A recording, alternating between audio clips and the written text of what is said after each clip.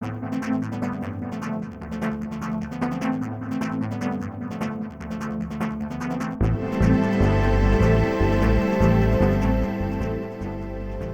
transport de voyageurs a un rôle fondamental dans la vie sociale. Être chauffeur de bus consiste à transporter des voyageurs dans des conditions optimales de sécurité et de confort, ainsi que de les accueillir et de les renseigner. Le chauffeur est parfois amené à délivrer les billets de transport et à encaisser l'argent en retour. Il tient donc à jour les comptes de la caisse et mentionne les diverses opérations. On distingue deux types d'activités dans le transport de personnes.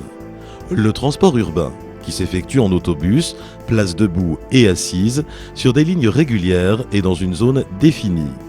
Ce type de transport a lieu soit dans une grande ville, soit entre plusieurs villes ou villages. Le transport interurbain, il se pratique en autocar, uniquement des places assises, et se déroule généralement dans le cadre de transports réguliers, de ville à ville, avec tout type de public.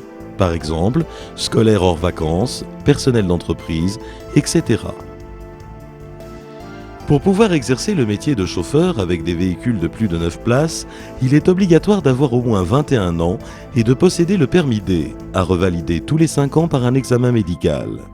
Et la FIMO voyageur, formation initiale minimale obligatoire, qui est remise à jour tous les 5 ans par le biais d'une formation continue obligatoire de sécurité, la FCOS.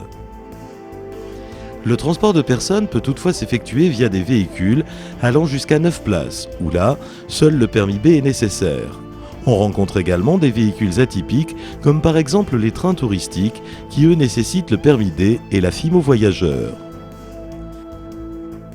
Ce permis est soumis à des restrictions de rayon d'action pendant l'année qui suit son obtention et sous réserve que son titulaire ait acquis une certaine expérience professionnelle durant ce laps de temps.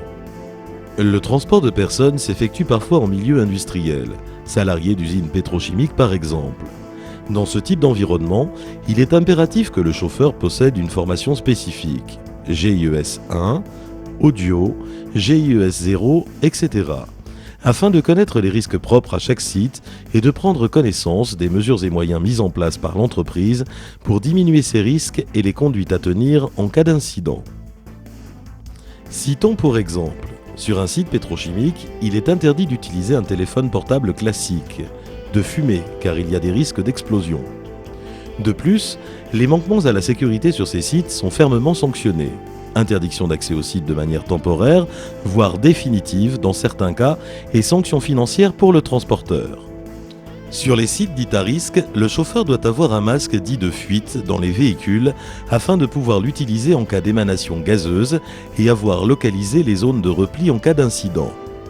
Les règles de sécurité et les conduites à tenir lors d'incidents sont propres au site.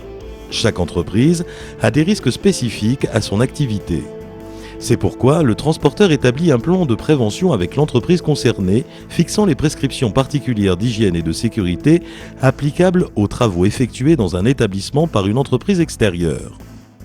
Ce plan de prévention prend en compte les risques et dangers propres au site et ceux concernant l'activité de transport dans cet environnement.